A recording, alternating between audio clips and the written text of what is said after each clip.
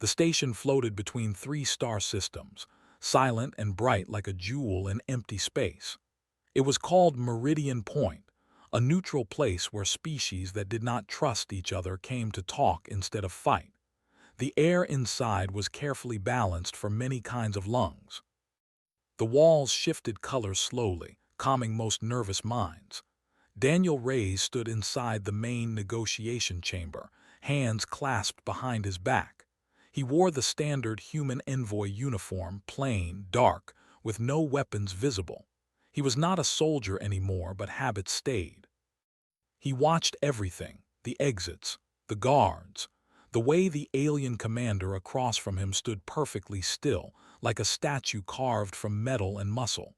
Commander Sharon of the Varethi did not sit. Her people rarely did during serious matters. She was tall, taller than any human in the room, covered from neck to feet in layered armor that looked grown rather than built. Smooth plates overlapped like scales, dark silver with faint lines of blue light running through them. Her helmet was open, revealing a sharp-featured face and eyes like polished stone. The Varethi delegation stood behind her, silent and alert. Human diplomats sat at the table, tense but hopeful. This meeting had taken years to arrange. The Varethi were powerful, disciplined, and dangerous when provoked. They valued honor above comfort, clarity above kindness. And humans were still considered unpredictable. The talks had gone on for hours. Trade routes, border safety, joint defense against the growing threat from the Car Dominion. Every word was measured, translated, confirmed twice. No jokes, no metaphors.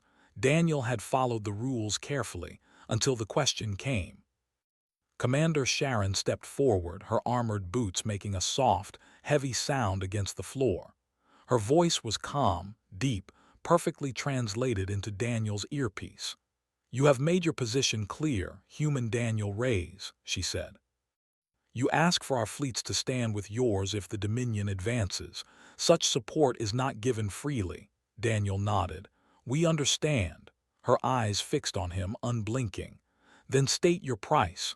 What do you want in return?" The room went very still. Daniel felt the weight of every gaze. He had prepared answers, resources, shared technology, medical exchange. He knew what he should say, but exhaustion, tension, and his very human instinct to break pressure mixed together. He smiled slightly just for a moment and said, "You." The word hung in the air. For a heartbeat, nothing happened.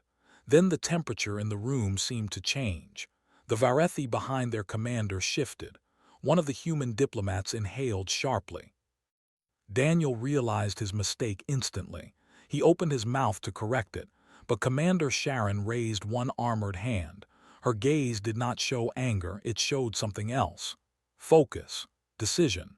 "You accept," she said. Before Daniel could speak, she reached up to her shoulder.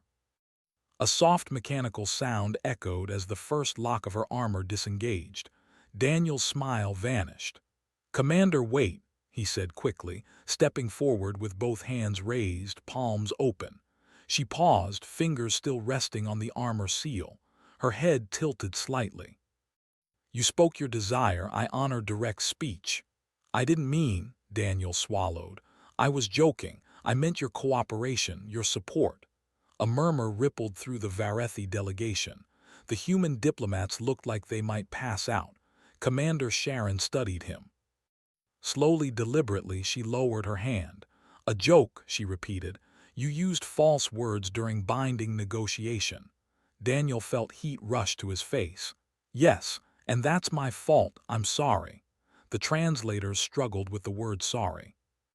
On the Varethi side, apologies were rare and formal, not emotional. Yet Daniel's tone carried something unmistakable. Regret. Sharon stepped closer. She was so near now that Daniel could see fine marks on her armor, old damage repaired again and again.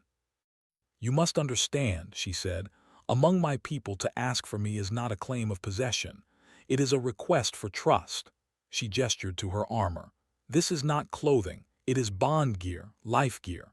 To remove it before another is to say, my survival is now shared."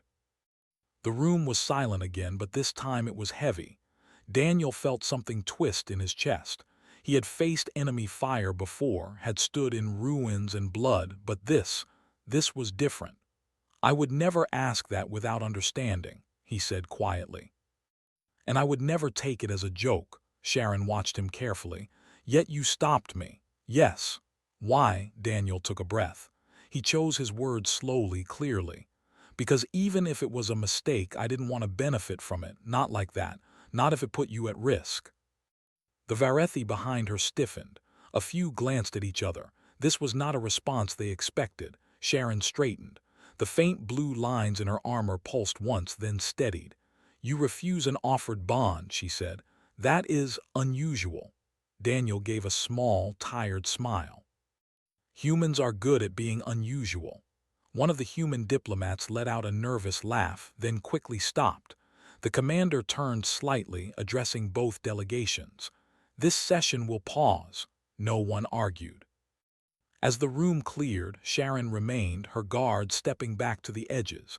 Daniel stayed as well, unsure if he was about to be arrested, dismissed, or something worse. "You risked offense," she said once they were alone enough. "Why?" Daniel considered lying. It would be easier, but something told him that would be the worst possible choice. "Because if we're going to stand together against the Dominion," he said, "we need trust, real trust, not one built on misunderstandings." She studied him for a long time. "In our history," she said, "many species have smiled while reaching for advantage. You smiled and then stepped back." He shrugged slightly. "Sometimes stepping back is the brave move." Sharon turned away, looking out at the stars beyond the transparent wall. "When I began removing my armor, every warrior watching prepared for bloodshed. Some believed you meant to humiliate me, others believed you sought dominance." "And now?" Daniel asked. "Now," she said slowly, "they are confused." Daniel huffed a quiet breath. "Yeah. That sounds about right." For the first time, the corners of her mouth lifted, not a smile, but close. "Your species uses words loosely," she said, "dangerously so." "We do," Daniel agreed. "But when it matters, we try to choose right." She turned back to him. "The question remains, what do you truly want?" Human Daniel raised. This time there was no room for jokes. Daniel met her gaze, steady and honest. "I want your people alive. I want my people alive. I want a future where neither of us stands alone when the Dominion comes." Silence followed. Then Sharon placed her armored fist against her chest in a formal Varethi salute. "The talks will continue," she said, "and the record will show this moment." "What moment?" Daniel asked. "The moment a human was offered absolute trust," she replied, "and chose restraint instead." As she turned to leave, Daniel realized something had shifted, not just the negotiations. The galaxy had just learned something new about humans. And the Varethi commander had learned something new about herself. Far out in the dark, unseen sensors recorded Meridian Point's energy signatures. Somewhere, the Car Dominion took notice, and the consequences of one small joke were only just beginning. Part 2. 1600 words Kaleko, or interesting Hunachea, or third-person style, Ma Lekni Ha, or simple basic English Ka, or violated free Hona Chai. Without short heading, the pause in negotiations lasted longer than anyone expected. Meridian Point returned to its quiet rhythm, but beneath the calm lights and drifting panels, tension grew. Human diplomats whispered in private rooms. Varethi warriors stood in perfect lines, their armor humming softly as if alive. Word of what had happened in the chamber spread fast, changing with every retelling. A human had refused a bond. To the Varethi, this was unheard of. Daniel Reyes sat alone in a small observation room, staring out at the stars. He replayed the moment again and again in his head. The word, the pause, her hand on the armor lock. He knew one careless joke could have ended everything, or worse, started a war. A soft chime sounded. The door opened without noise. Commander Sharon entered alone. Daniel stood immediately. "Commander." "You may remain seated," she said. He sat slowly, hands resting on his knees, careful not to appear threatening.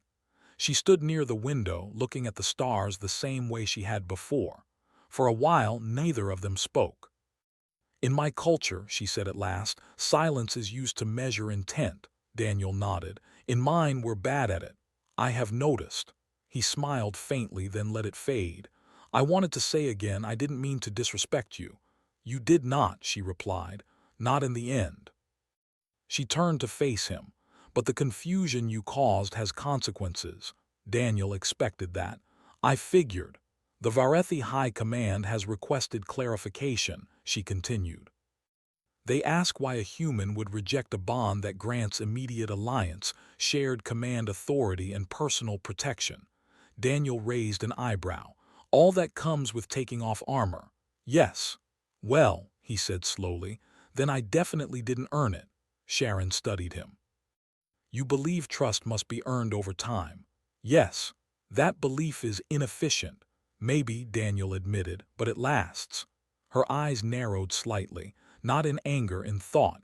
Before she could respond, the station alarm sounded. Not loud, controlled, serious. A calm synthetic voice filled the corridor outside. "Alert! Unidentified vessels exiting slipspace. Defensive stations on standby." Sharon's posture changed instantly. Every line of her body sharpened. "The Dominion," she said. Daniel stood. "Already." "They test before they strike," she replied. "They watch reactions." They moved together toward the command center. Human and Varethi personnel flooded the corridors, disciplined but tense. Screens activated along the walls, showing distant shapes forming beyond the station's perimeter. 3 ships, angular, black, silent. Daniel recognized the design from briefings. Car scouts, fast, armed, and fearless. "They shouldn't be here," he said. "They are sending a message," Sharon replied. "They know we are speaking." The Joint Command Center buzzed with activity. Humans moved quickly, hands flying over controls. Varethi warriors stood at stations, armor systems syncing with the station's defense grid. Sharon took command without hesitation.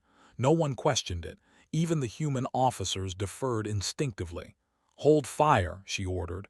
"Let them see we are not afraid." One of the scouts sent a tight beam transmission. The station translated it instantly. "Humans of Saul," the message said. "You hide behind treaties and words. Step aside. The Varethi will fall as all others do." Daniel clenched his jaw. Sharon responded calmly. "You are within neutral space. Withdraw." The reply came quickly. "Neutrality ends when fear begins." The scouts advanced. The station's defenses powered up, glowing lines tracing across Meridian Point's surface. The room vibrated softly. "Still holding fire?" a human captain asked. "Yes," Sharon said. "They want us to strike first." Daniel watched the ships closely. Something felt wrong. "They're too close," he said. "For scouts." Sharon glanced at him. "Explain." "They're pushing us, testing reactions. They want to see if we coordinate or hesitate." Her eyes flicked to the human command crew. "You see this pattern?" "Yes," Daniel said. "They provoke, then they exploit confusion." The scouts suddenly split formation, circling the station in opposite arcs. "Energy spike detected," someone shouted. "They're going to fire," Daniel said. "Now," Sharon commanded. The station's defenses lit the void. Controlled bursts disabled one scout instantly. The second took damage but escaped. The third vanished into slipspace. Silence returned, heavy and charged. Sharon exhaled slowly. "They will report." "And they'll twist the story," Daniel said. She nodded. "They always do." The room slowly relaxed, but the message was clear. Time was running out. Later, in a secure chamber, the Joint Council gathered again. This time, the mood was different, less cautious, more urgent. Sharon stood at the center. "The Dominion will attack within cycles," she said. "They believe humans are weak. They believe the Varethi stand alone." Daniel stepped forward. "They're wrong on both counts," a Varethi elder spoke. "Words are not fleets." "No," Daniel agreed, "but actions are." He turned to Sharon.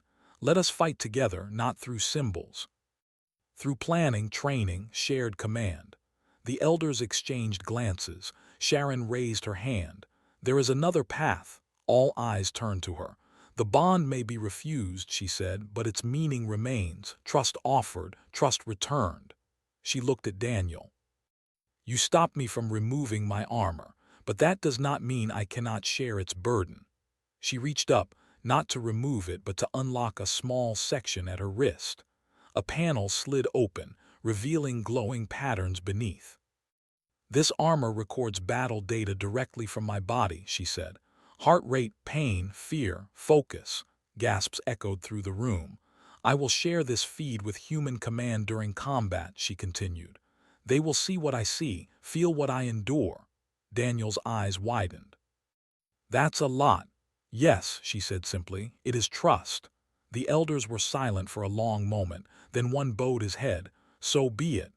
The agreement was sealed not with ceremony but with preparation. Days passed quickly. Humans and Varethi trained together in simulated combat zones. There were mistakes, arguments, moments of frustration. Varethi found humans chaotic and loud. Humans found Varethi rigid and intense. But slowly something changed. They learned. Humans adapted to Varethi formations. Varethi adjusted to human improvisation. When one side faltered, the other compensated. Daniel watched it all from the command deck, working closely with Sharon. They spoke often now, not just about war, but about differences, beliefs, history. You fear loss, she said once during a quiet moment. Everyone does, Daniel replied, but you act as if it is already accepted. He considered that. We've lost a lot. It teaches you to protect what's left. She nodded. My people are taught to prevent loss at all costs. Different roads, he said. Same goal. On the final day of preparation, long-range sensors detected a massive fleet forming beyond known space. The Dominion was coming. Sharon stood fully armored on the command platform. Daniel took his place beside her. We stand together, she said. Yeah, he replied. We do. Far away, the enemy gathered its strength, and between them trust, new, fragile, and powerful, waited to be tested. Part 3. 1600 words ka leko, or interesting hunachea, or third-person style, ma lekni ha, or simple basic English ka, or violated free hona chai. Without short heading, the first shots of the war were not loud. They were silent flashes of light far beyond Meridian Point, where sensors picked up distortions in space itself. The Car Dominion fleet emerged in waves, dark shapes tearing through slipspace like blades. Hundreds of ships, then thousands. The station alarm sounded again, this time without restraint. Red light washed over corridors. Defensive shields flared to full strength. Human and Varethi fleets moved into formation around Meridian Point, smaller in number but tightly coordinated. Daniel Reyes stood at the central command platform, eyes fixed on the tactical display. His jaw was tight, but his hands were steady. Commander Sharon stood beside him, armored and unmoving.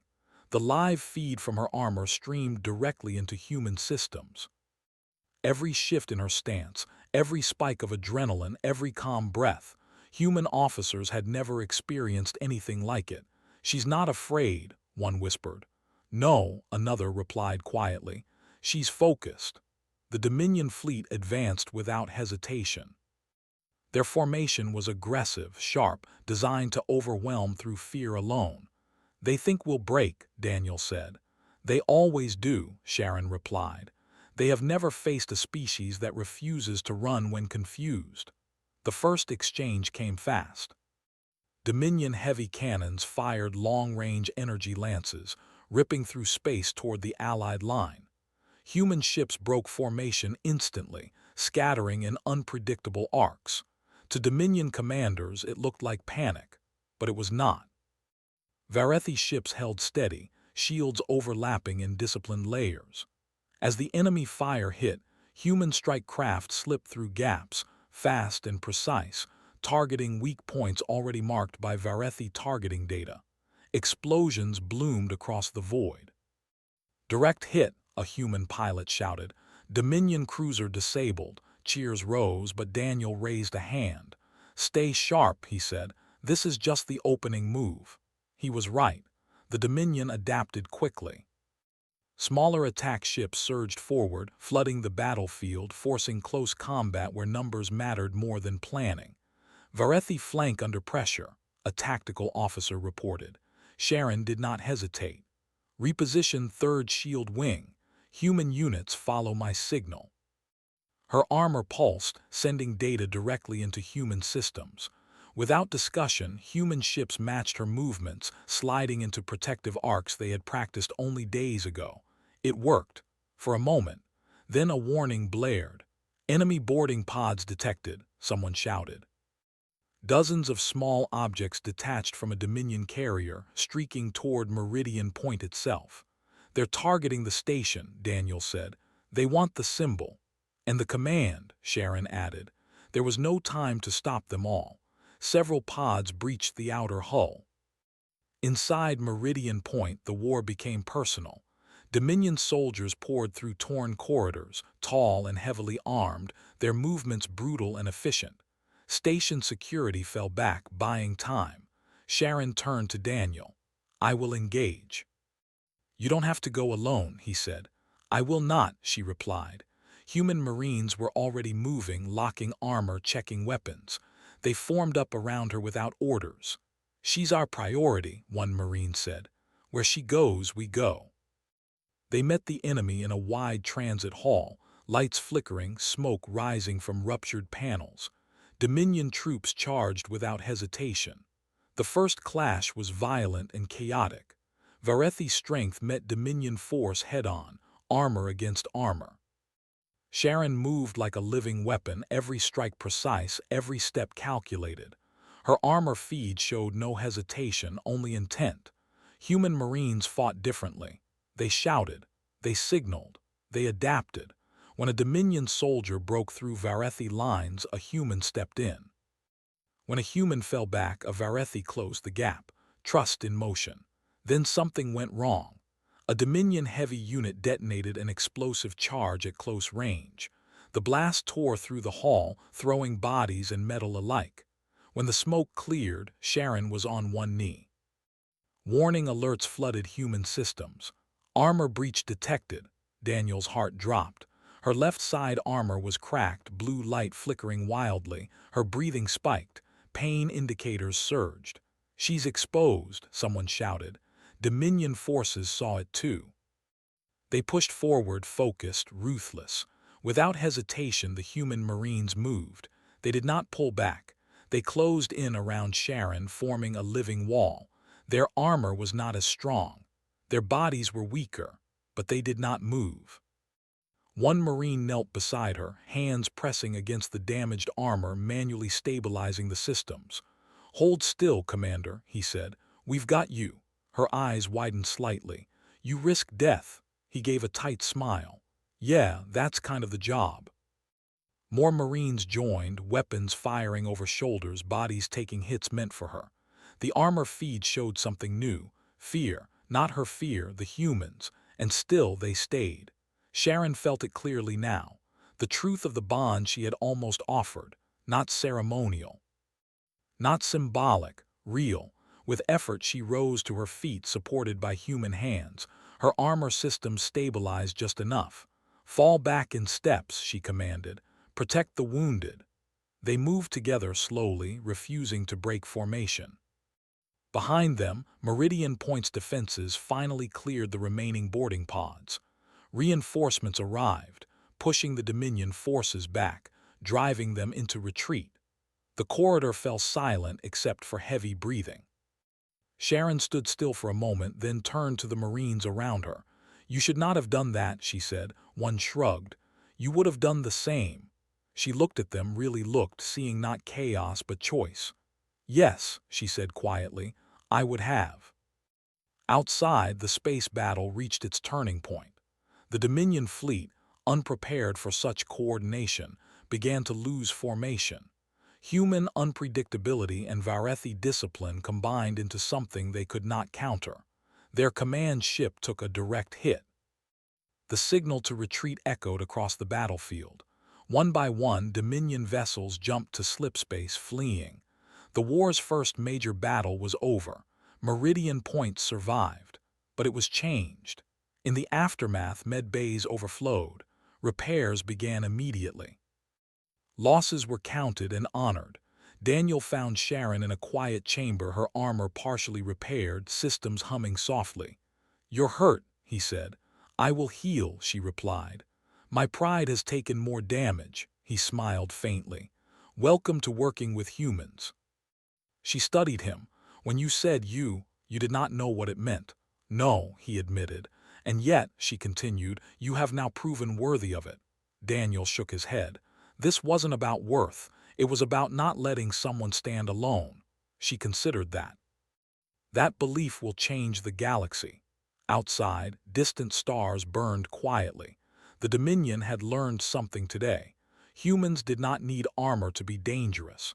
And when they chose someone, they would stand between them and the universe itself. Part 4. 1600 words Kaleko, or interesting Hunachea, or third-person style, Ma Lekni Ha, or simple basic English Ka, or violated free Hona Chai. Without short heading, the battle changed everything, even after the guns went quiet. Meridian Point no longer felt like a neutral station. It felt like a shared home, damaged but alive. Hull breaches were sealed. Fires were extinguished.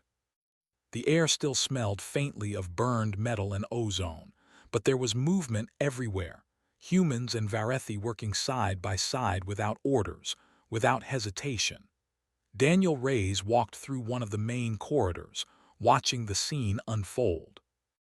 A human engineer handed tools to a Varethi technician. A Varethi warrior stood guard while medics treated wounded humans. No one questioned it. No one argued. It felt natural. That realization unsettled him more than the battle had. In a quiet medical bay, Commander Sharon stood upright while repair drones worked over her armor. The cracks had been sealed, but the scars remained, dark lines etched into the living metal. Daniel stopped a respectful distance away. "How bad is it?" She turned her head slightly. "The armor will recover fully. The pain has already faded." "That's not what I meant," he said. She studied him for a moment, then dismissed the drones with a gesture. They retreated, leaving the room still and private. "You are asking about consequence," she said. "Yeah," Daniel replied. "The kind that doesn't show up on sensors." She nodded once. "Then you should know this. My people are watching closely. What happened here will be remembered." "By the Dominion too," Daniel said. "Yes. Especially by them."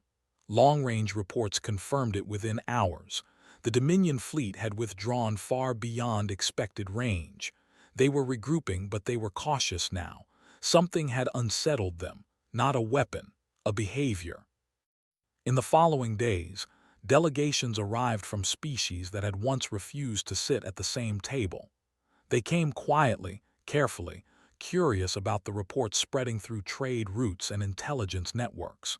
Humans had shielded an alien commander with their own bodies.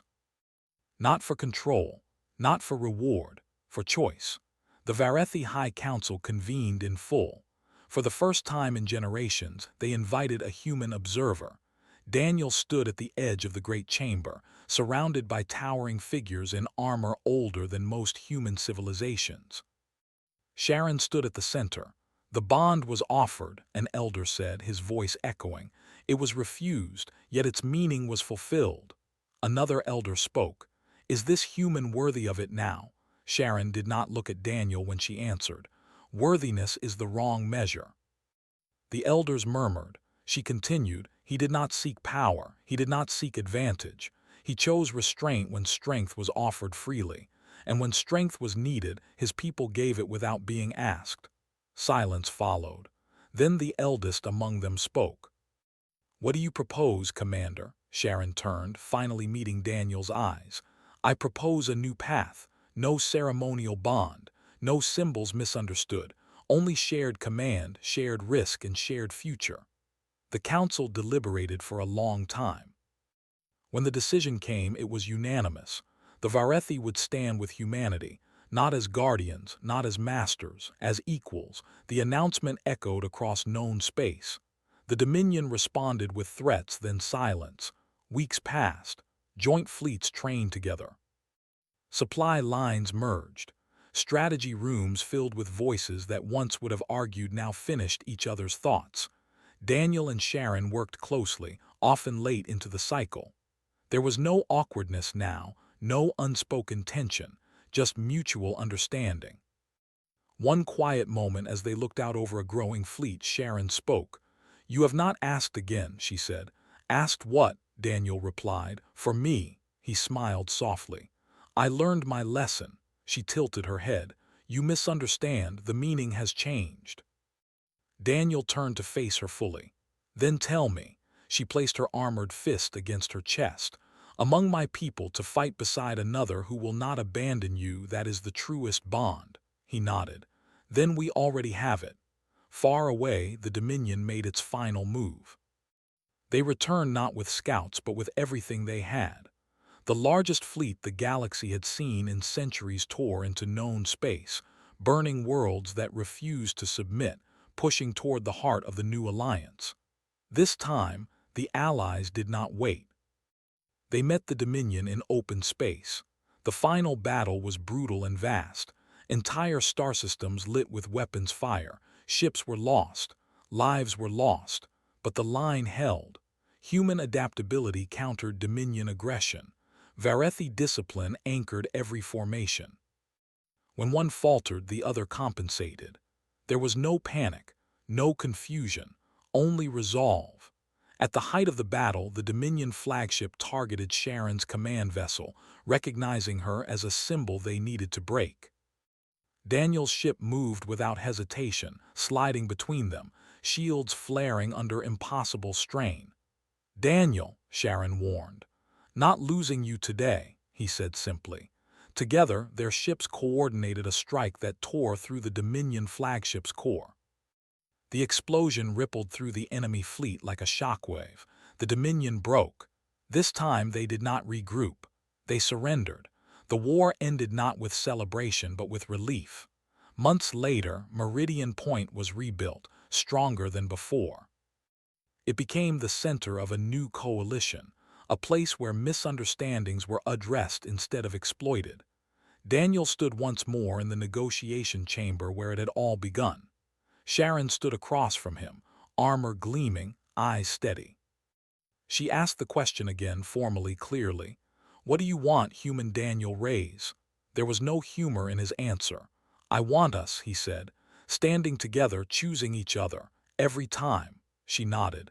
This time no armor was removed, none was needed. The galaxy had learned the truth. Humans were not dangerous because of their strength. They were dangerous because, when given a choice, they chose to stand with you.